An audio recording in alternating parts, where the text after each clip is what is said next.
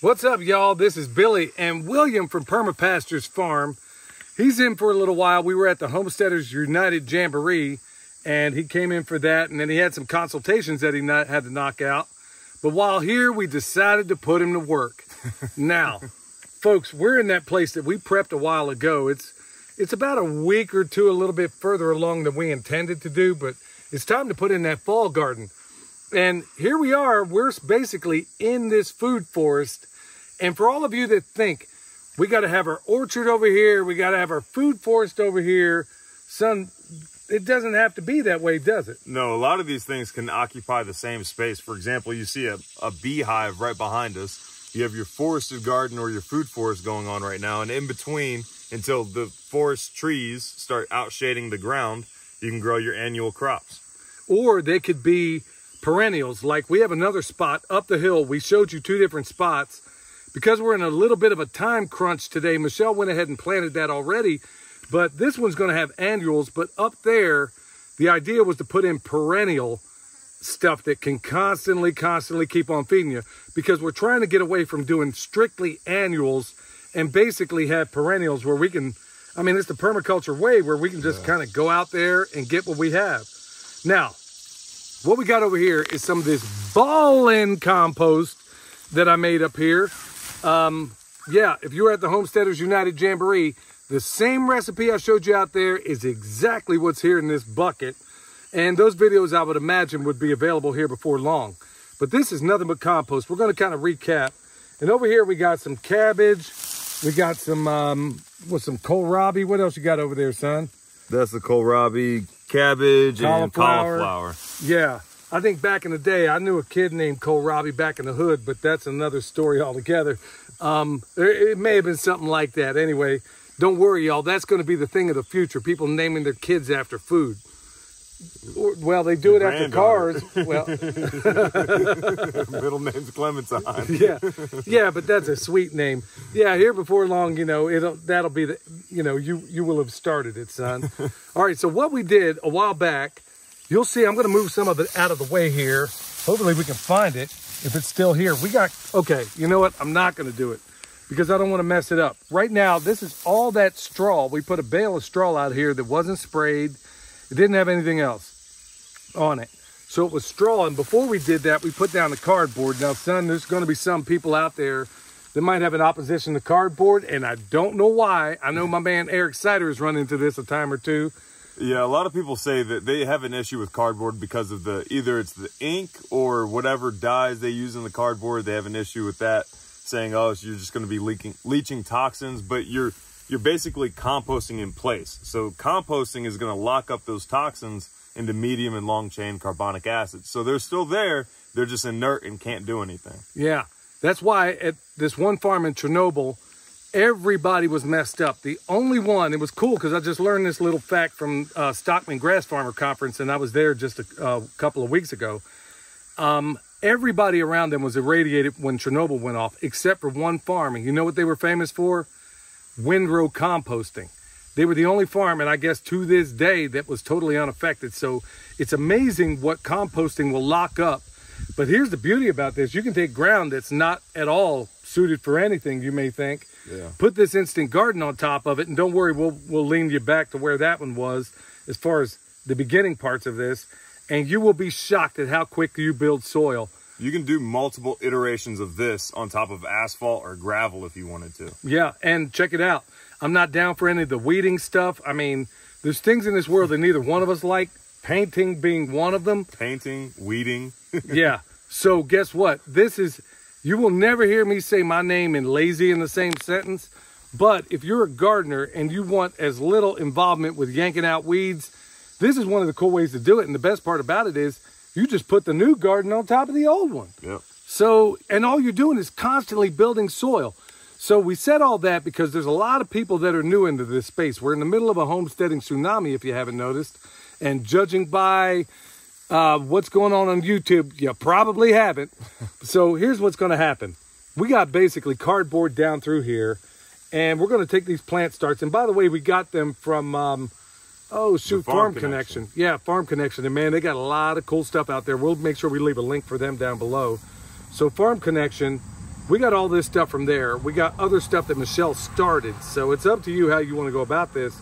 But man, we're going to show you just how easy this is to get a garden off and running in a place that may not at all seem suitable for it. Once again, we started with nothing. We're at the edge here. We moved to a different spot. We're at the edge. You can see that cardboard.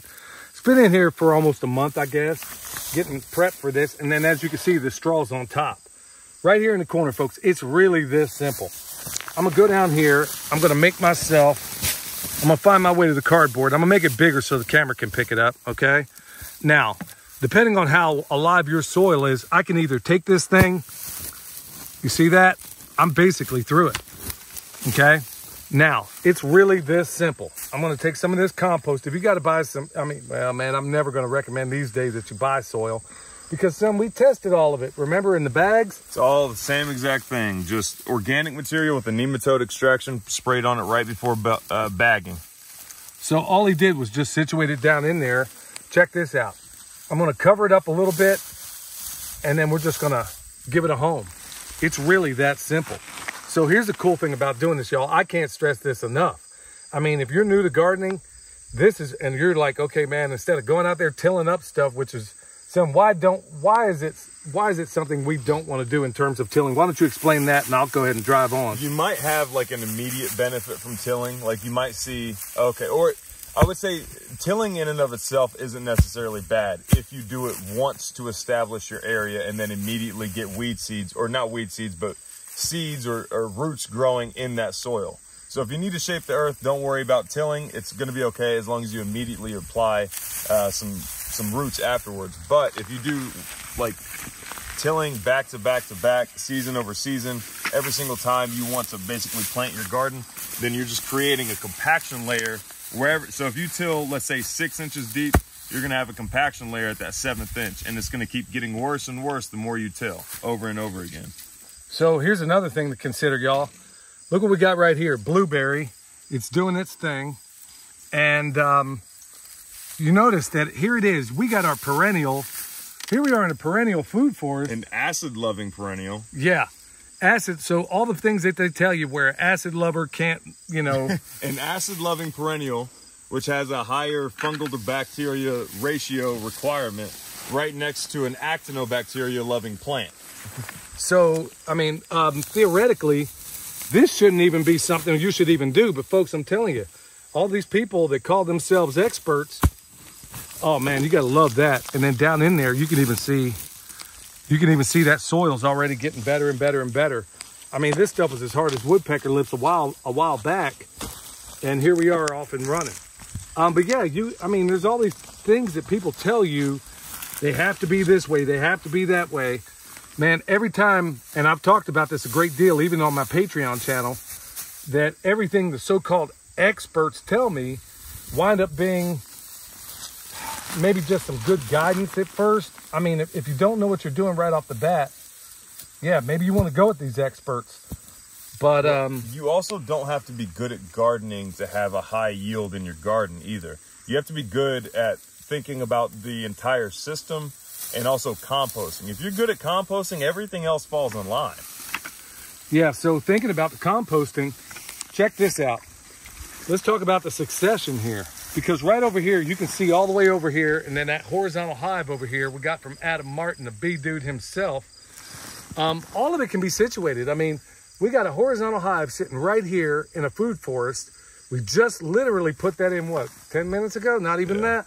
Yeah. And we got a perennial food forest with a bunch of wood chips, with a bunch of cardboard. We're redoing a fair piece of it.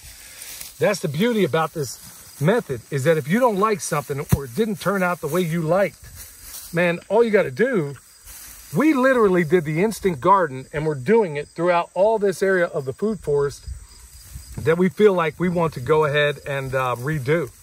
So, I mean, if you think, so why don't you address that part where, because he's basically the permaculture consultant. If you haven't seen him on, that's my YouTube channel, The Permaculture Consultant. So, I mean, how many times do you run into people that are basically And there's nothing wrong with this, because we used to be the same way. In fact, I'm still fighting it. All of us are, to a certain extent.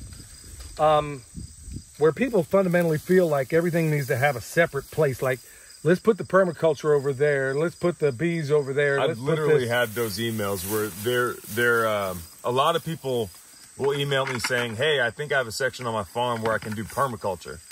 And it's not that. This permaculture design is a design method that can apply to, I mean, like Jack Spirko, it can apply to your business, because it's a design science, not an agricultural science. It's not like botany where it only applies to plants. It's a design science where it applies to your entire farm. It could apply to just what you grow inside the house. It could apply to your accounting business if you wanted to. It's like, okay, so what we're doing here is minimizing the amount of work that we put into it. So if we have to put in work to come out here and weed and everything, then we're reducing the yield from the overall harvest and everything. Because the more energy you have to put into it, you're going to subtract basically your harvest from the energy that was put into it. The more energy you put into it, the lower your yield is going to be.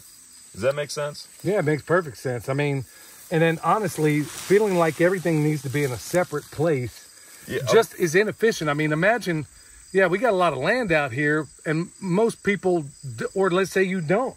Let's say there is no reason. What we have right here in this area, in this food forest, easily, this is not as big an area as it may come out on the camera, but there is no reason that a person could not have perennial systems. You could do your entire gardening in this area as your trees are growing up. It's just a competition for sunlight.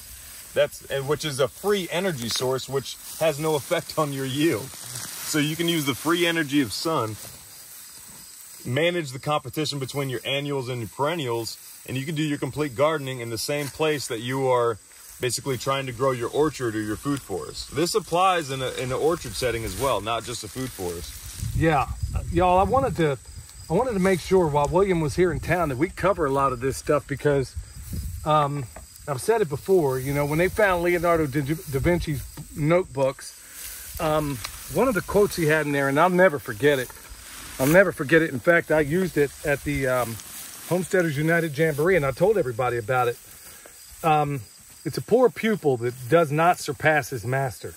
And in so many ways, instead of sending him off to college, we sent him off to Australia, or better still, he sent himself off to Australia. We just helped support the, oh my goodness.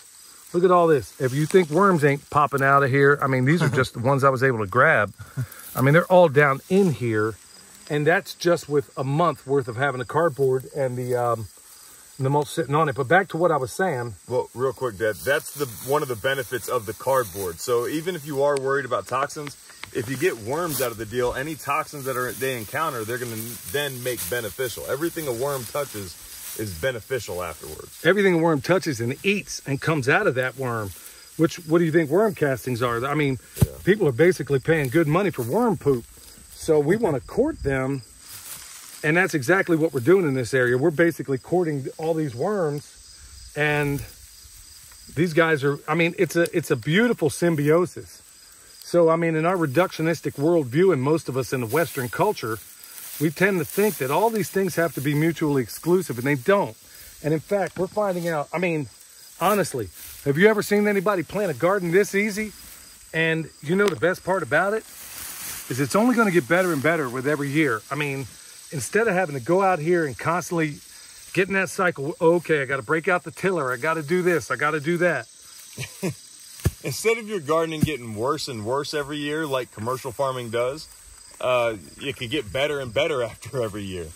Well, you're mining, just like Jeff Lawton also says. I mean, modern farming and gardening for the most part is really,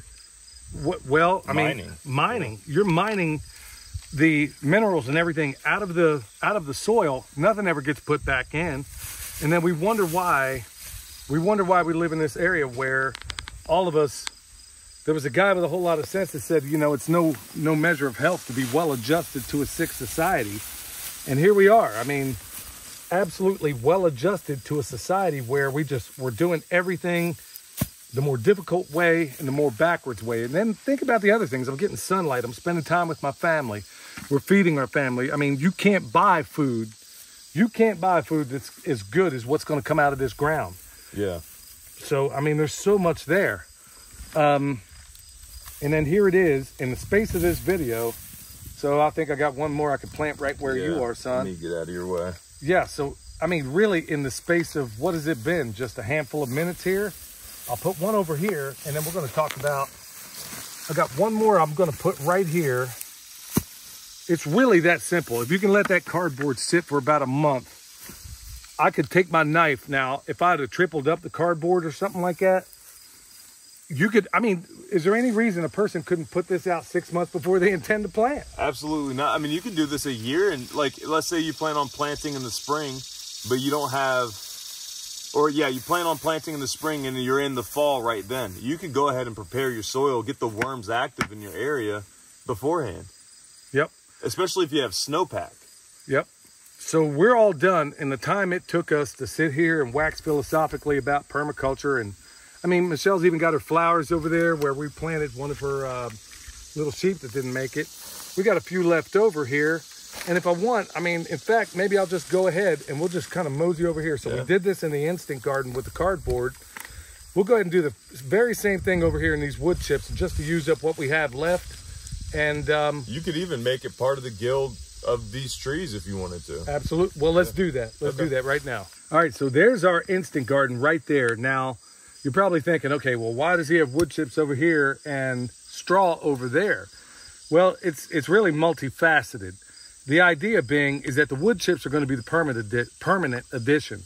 The straw right now was more, it was to show you on YouTube. Honestly, this whole thing will ultimately be wood chips after this season. Mm-hmm. But the idea was to show you that you have options you haven't even considered. Now, over here, I'm not even sure the cardboard's even there. Okay, I got to go down about that deep, and I'm hitting cardboard, okay? So, same thing all over again. Now, all I'm going to do now, I'm going to have to put more compost in here because, son, with all these wood chips in here, we could potentially rob nitrogen if we're not careful. Anytime you bury your wood chips, it's going to be robbing nitrogen. But as long as you like just address them to the top or top dress them, then you should be fine. So here it is. That's the downside of a lot of hugelkultur methods that a lot of people have used. They're not using the original recipe from ThePermaculture, and instead they're burying wood, and then they're robbing nitrogen, and then they're wondering why all their plants are turning yellow or dying. So all I'm doing right here in this area, because I got every bit in this area, I put so many you can even see what's left of that cardboard, and look how easy I'm able to get through it. I mean, there it is, just like that. I'm in that cardboard. Which shows that this can be done on top of hard clay. And that's exactly where it was. And in fact, the areas we've done it before, I mean, we've had, your mom and I have shown. We've never done this in good soil. No. I mean, we've never done this in good soil. So and this is the best way to go about it. So let's say your first year's yield doesn't look all that fantastic. Now, all I'm going to do, I got basically all that plant covered up there, and I'm just going to kind of do one of these numbers, get those wood chips back in place. And you can see where some of these wood chips have already broken down. It's also, if you're thinking that the wood chips might be too thick, it's fine. You can go up to 3 feet thick before the contact between the wood chips or your cardboard and the soil goes anaerobic. Like Bill Mollison has that saying, start with the Sunday newspaper, fold it in half, and that's a good start, basically. Yep. So here we go. I got basically, here's what's left of that bucket of that compost. And we're just going to run this garden. Now, this would ordinarily be an aisle. Now, you got a row of trees over here and a row of trees over here. Son, for the people that, let's say, while I'm working on this, why don't you explain to the people out there, what are some of the other options? Could you, if you had bigger aisles or even an aisle like this, could you run animals in this system? Oh, yeah. If you had bigger space between these trees, let's say you have a traditional orchard set up and you have 20 feet between rows and 20 feet between trees or 15 feet between trees, you could run your let's say sheep. You could run sheep followed by chickens in between those aisles. They eat the grass, so that way you don't have to mow. They eat the grass. They are also going to passively fertilize, so during the next rain event, as soon as you get runoff, it's going to run some of that manure downhill. Yeah, they're just going to help overall with the entire system. And also, they're going to mow in a way that doesn't release a ton of basically pests. Like you said, Stefan Sokoviak said before, he used to mow all of his aisles at the same time. And then he realized he had a bunch of pest pressure after that.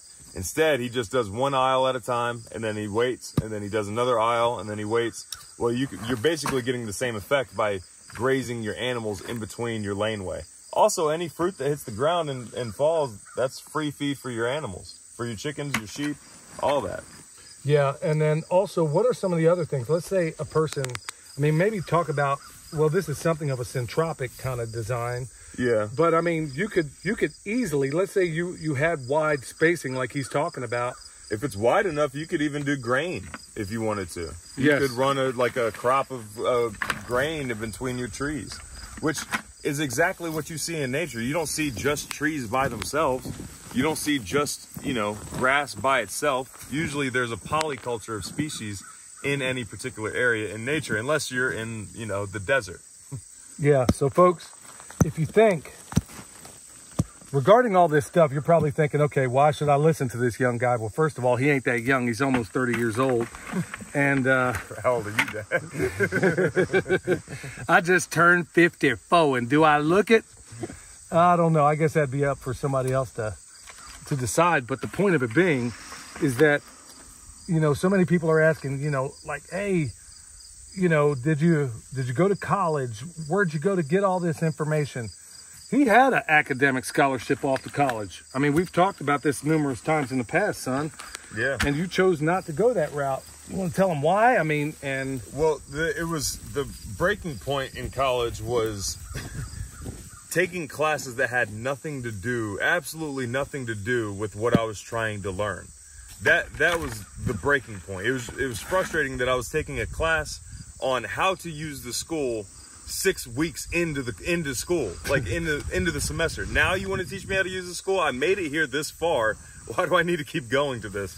And then I wanted to learn the skill. So after that, I became a residential electrician. And the entire time, all of like the permaculture education and stuff like that, the homesteading education is still coming through at the same time. So it wasn't like I got into this after all these other things. It was kind of at the same time. And then also growing up, going to prepper camps and stuff like that, and hanging out with my parents, I'm sure had the biggest influence on me. Well, yeah, I mean, it was also you growing up to a certain extent in this environment, but at the same time realizing that what everybody tells you have to do to get the American dream was really a nightmare. I mean, would you agree? I'd still be in debt. If I became a chiropractor like I was planning on. I'd still be in debt. Yeah, so let's think about this. So with the education, and by the way, y'all, we helped a little bit, but by and large, he paid for his own education. Why don't you talk about what some of that education looked like? I mean, and at the end of the day, folks, Ray's autodidacts. Basically, that's a fancy way of saying a self-taught person, a person that when they have the critical thinking skills, they're able to decide for themselves. They can get basically a PhD understanding by teaching themselves. And that's what we raised him to be. The education I had was taking my own permaculture design course, which I bartered for, actually. Yeah, so that's where the electrician stuff came in handy, because what I did was basically put in these security cameras for the guy that was teaching the permaculture design course. So the permaculture design course, went to Jeff Lawton's, apprentice under him. I went to the Polyface Intensive Discovery Seminar. I did the internship and the apprenticeship at the Earthship Biotexture. Kind of been all over the place. Yeah, and you don't really think about it until you answer the question on camera. Well, and it's really not even there, too, because tons of online education. He's been through Dr. Lane Ingham's course. Oh, right. And that's just the tip of the iceberg. So it's a continuing education. And then, honestly, visiting all these different places. And honestly, at the end of the day, putting your doggone hands on it. I mean, you can't, like Jeff Lawton says, you can't Google experience. And it's pretty cool that when you're able to kind of map your own way, let's say, because at first he didn't start out doing this as a full-time job. No, in fact, the majority of the consulting I've done has not been while it was a full-time job. The majority of it, I've been doing something else at the same time. It just recently became a full-time job. Yeah, and folks, he's one of the best out there. That's why. I mean, and I think you're seeing evidence of it right now. So let's kind of come full circle real quick on this gardening. So here it is. We got an aisle of trees over here. We got a nitrogen fixture, apple, pear, the NAP thing, as we've talked about ad nauseum. And here it is. We got basically what most people would consider a walk path that they just have to have. Well, this walk path just became a doggone annual garden. You can still walk through and stuff. You can still walk through it, so it didn't limit access at all. Yeah, and with these wood chips, even when we walk through it, it's not creating ridiculous compaction. So here we are at the end of this thing. In the time it took, I mean, we're doing this in real time, basically all in one shot to show you how simple, how easy, and how fast it can be. And the cool thing is, I'm not even going to have to water. Yeah. I mean, none of this will require any water. Now, depending on where you live, there was already a ton of moisture down in here, but the nature of what it is and the nature of a system like that, especially in year 2 and year 3, you're going to find out that it requires nothing. I mean, very, very little, if any. Well, also, even if you live in a drier or hotter climate, you can still get away with limited watering by proper application. Like the sweet potatoes I planted in Texas, planted them in April, watered them in, and then that was it. But I had a cover crop of clover, and I still had a fantastic sweet potato harvest. I haven't watered the sweet potatoes. How about that? All right, y'all, we're going to basically bring this to a close because I see my grandbaby walking up the driveway and she's needing granddaddy's kisses right now. So we're going to have to put the brakes on this. Hopefully this was a real blessing to you, son. Tell everybody where they can find you. And don't worry, anybody that was listening to the podcast and you're missing his voice and his wisdom in this, don't worry, he's going to be back on it. We just got to work out some technical details. So check out the Permaculture Pimpcast, where Pimp stands for Permaculture is my passion. But tell everybody where they can find you, son. You can find me everywhere at the Permaculture Consultant, the Permaculture Consultant, which surprisingly wasn't already taken. Yeah, how about that? All right, well, it's always a joy to be able to work with you, son. I love you, pal. Love you too. All right, y'all. Hopefully this was a blessing to you. Till next time, this is Billy and William from Perma Pastures Farm, where permaculture is my passion. And you can see the reasons why.